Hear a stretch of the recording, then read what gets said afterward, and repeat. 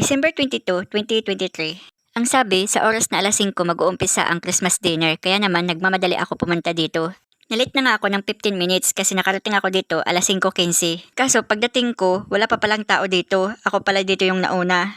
Habang nag-aantay sa kanila, umupo muna ako dito sa pinakahulihang upuan. Nag-scroll-scroll sa FB, pampalipas oras, tingin-tingin ng mga video, tingin-tingin ng post. Sumapit na ang alas 6, ngunit wala pa ring tao. Kaya naman, nag-chat ako sa group chat namin. Sabi ko, asa na kayo? Ang nasa schedule, alas 5 mag-uumpisa, pero alas 6 na, wala pa ring tao, hindi pa rin nag-uumpisa. Nag-reply sila ng pabiro. Sabi nila, first owner ka na naman, Maki ah. Ikaw na naman yung nauna dyan. Ang sagot ko sa kanila, American time kasi ako, hindi Filipino time. 6:30 na, unti-unti nang dumadating yung mga tao. Tumulong pa ako dyan sa pagbaba ng mga grocery na pang giveaway nila. Kaso walang magbibideo sa akin, kaya hindi ko nakuna yung sarili ko. Yung nakikita nyo sa video, nadagdagan pa yan. Kaso nag-stop na ako sa pag-record ng video kasi tumulong na ako sa paglalagay ng mga grocery pang giveaway nila. Pagsapit ng alas 7 ng gabi, nag-umpisa na ang program para sa Christmas dinner. Nagsalita na si Ma'am Ina na tumatay yung MC sa event na ito. Nag-umpisa na rin ang kainan para sa Christmas dinner na ito. Sila kumakain na, pero ako, nakapila pa at ang haba pa ng pila ko. Shoutout nga pala sa dalawang checker na ito, nagpapakit sa camera habang nakapila ko. Patapos na sila kumain, kami, nasa pila pa, ang haba pa talaga ng pila. Ang layo ko pa sa pila, nasa kaduluduluhan pa ko ng earth. At habang nasa pila ko, ito, video for my vlog. Okay, para sa side mo, Almasco, Ivon!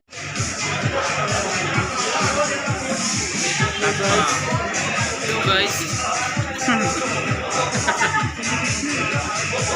Medyo malapit na ako sa pila. Sila patapos na, kami kakain pa lang. Ayan, nandito na ako sa harapan. Ako'y kukuha na ng aking makakain. Sa wakas, sa hinaba-haba ng pila, makakarating din sa pararoonan. Ayan ang aking kinuwang pagkain. Kunti lang yung kanin nila, mas marami yung ulam. Yung nasa harapan ko, tapos na sila kumain. Ako, mag-uumpisa pa lang kumain. Tapos na ako kumain, ito na yung plato ko pagkatapos kumain. Hindi ko na siya kaya ubusin kasi busog na ako. Gusto ko sana ubusin yung manok na yan, kaso hindi ko na talaga kaya kasi busog na ako. Habang yung iba kumakain at yung iba tapos na, ay merong kumakanta sa gitna, intermission number. Sayang nga lang at hindi ko ma-play yung music na kinakanta nila dahil sa pagkakaroon ng mga copyright sa music at yun ang iniiwasan ko ang magkaroon ng copyright. Pero di bali, itutula ko na lang yung kinakanta niya. Pasko na naman, ngunit wala ka pa, hanggang kailan kaya ako maghihintay sa'yo?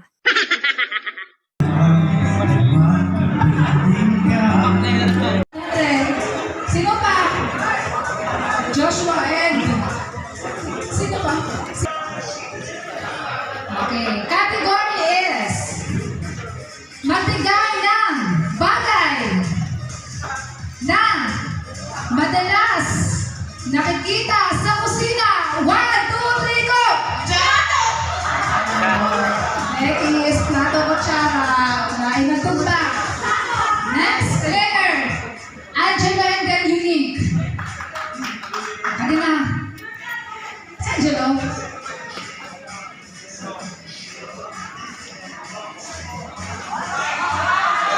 Alam nga, manindo ko na nasasabihin ko.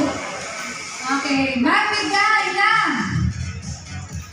regular holiday sa Pilipinas. 1, 2, 3, go! Christmas Day! Uy, late! Nag-loading pa.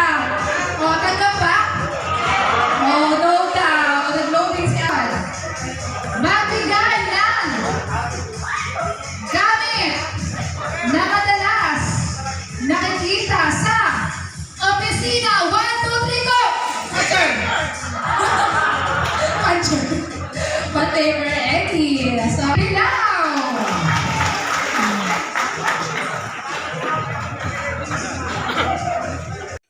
Yan naman si Foreman Andy Pilaw. Tinawag siya para kumanta sa harapan.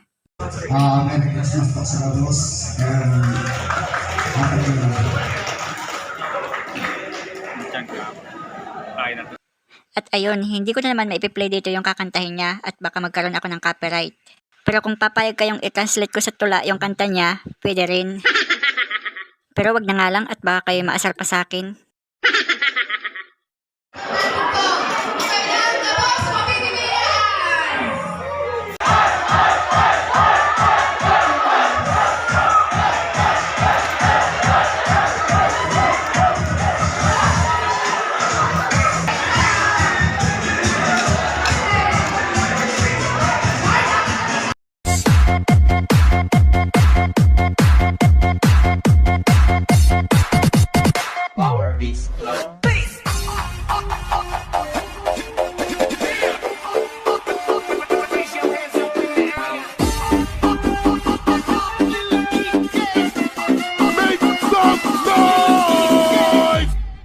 hardcore.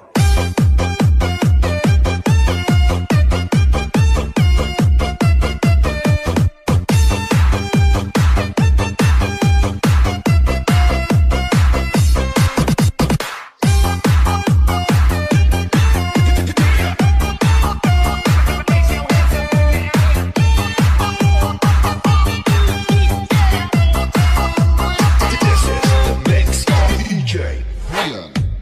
Once bitten and twice shy. I keep my distance, but you still catch my eye. Tell me, baby, do you recognize me? Well, it's been a year, doesn't surprise me. Merry Christmas, I wrapped it up and sent it. Weird enough, saying I love you, I read it. Now I know what a fool I've been, but if you kiss me now, I know you fool me again. Ang next na palaro nila ay tinawag yung mga kababaihan kasi ang mechanics ng laro, kailangan halikan nila yung lalaking nakakulay blue sa pisngi. Ang sinumang humalik ay may premyo. Yung nakakulay pula nga pala nakatabi ng nakakulay blue, yan ang aming bossing.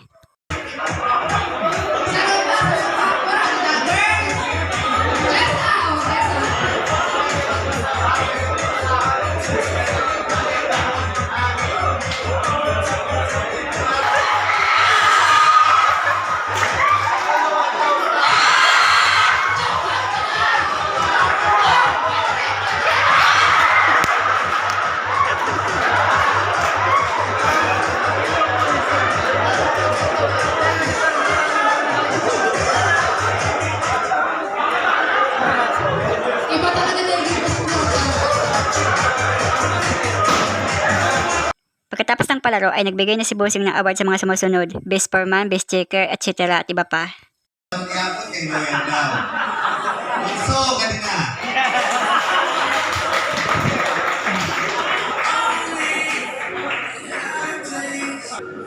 Okay, so our loyalty awardees will receive a certificate and a cash prize, a cash incentives of 20,000 pesos. Is Lira Fura. Best chatter this year is Mr. Emmanuel Pada. Sana wala hindi pinabakal ng mga materialis sa side.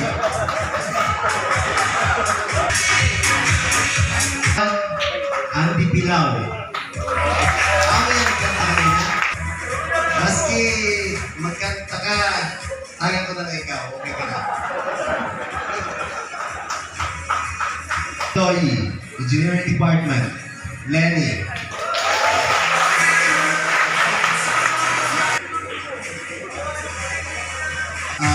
Best Employee Award. Pag-uwi ito yung Nicolene. Jessa Lalusa. Ang pinaka-lalaki sa kumpanya. Best Employee Award goes to Lemuel Capistrano.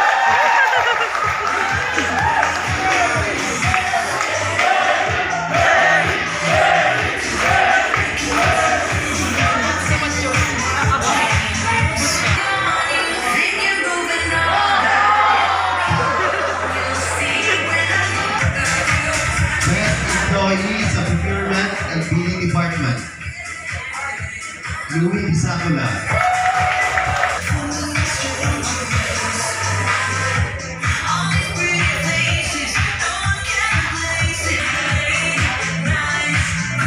From General Services Department, Best Employee Award goes to J. Ford Solomon. Ang Tagalog sa kumpanya. Internal Audit Department, Best Employee Award goes to kaklase ko yun at barkada ko, Mark Wilson Bautista. Best Department Supervisor goes to Pantuanaing Lira Pula. Best Department Manager goes to Wenda.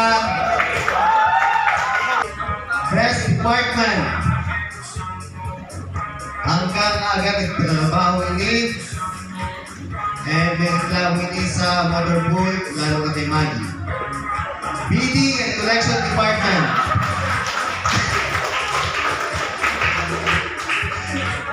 Jen, wala na kung may Maggie ah.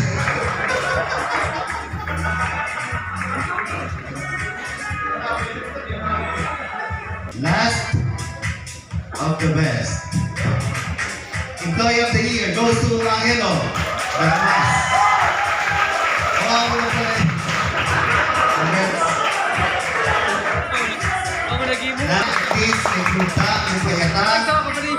Sana walang delay Ako pa rin ba no? ng mga projects. Sana lang. Kaya ba? Kaya yan. Congrats and Merry Christmas and Happy New Year. Enjoy na. Pagkatapos magbigay ng award ni Bossing, heto tapos na kami. May mga parapol nga pala kanina pero hindi man lang ako nabunot sa raffle. Tinamad din akong sumali sa mga games kanina kaya uuwi ako ng walang premyong dala. Ang nakuha ko lang dito sa pag-uwi ko ay yung giveaway ni Bossing na grocery. Alas 11 na ng gabi natapos itong Christmas dinner namin, heto pauwi na kami. Nandito na ako sa labas ng gate ng company at hinahanap po na ang aking motor. Mula Sorsogon, babiyahin na ako papuntang Kasiguran. Ang takbo ko nga pala dito ay 100 km per hour. Gusto ko pa sana ng mas mabilis dito kaso sagad na ako sa linyador. Dahil gabi na, walang gaanong sasakyan kaya bilong-bilong magpatakbo ngayon. Dahil 10 years na ako nagmamotor kaya sanay na ako mag-drive na motor. Nung kasagsagan ng pandemic at nawalan ako ng work, nandun ako sa bukid. Namiss ko tong pagpatakbo ng motor. Hinahanap-hanap ng katawan ko ang magpatakbo ng motor kasi nasanay na. Ayun, nakarating na kagad ako sa Abuyog. Liliko na ako pakanan kasi pagpakaliwa, puntang Gubat, Sorsogon yun. Pagpakanan, puntang Kasiguran, Sorsogon. Ngayon, papunta na tayo ng Kasiguran. From Abuyog to Kasiguran. Let's go! Yoo! Sarap! Pagpatakbo! Woo! Ang sarap sa feeling. Ganito pala kasi pagpatakbo. Ang hangin, pati utak ko mahangin na rin. Yoo! Ayan, nakarating na ako ng Adobes Kasiguran. Liliko ako pakaliwa kasi doon ang daan papasok sa barangay. From Kasiguran, Sorsogon, papunta na tayo sa barangay Eskwela, Kasiguran. Mula dito, mga 7 to 8 km pa, nandun ako sa amin. Tara, bilisan na natin ang takbo at nang makarating na kagad ako sa amin. At sa wakas, nakarating na rin ako sa amin. Nandito na ako. Liliko na ako sa bandang kaliwa. Yang kulay green na gate na yan na yung sa amin. Sarado pa yung gate. Bababa man ako ng motor para buksan ko itong gate na ito. At nang makapasok na ako, ito nga pala yung grocery na pag-giveaway ni Bossing. Ito lang yung nakuha ko doon sa Christmas dinner namin. At thank you nga pala kay Engineer Lagsit na nagbigay sa akin ng Christmas gift. Ito ay isang pin shop na pabango. Hanggang dito na muna ang aking video at ako'y matutulog na kasi antok na ako. Hanggang sa susunod na video, paalam!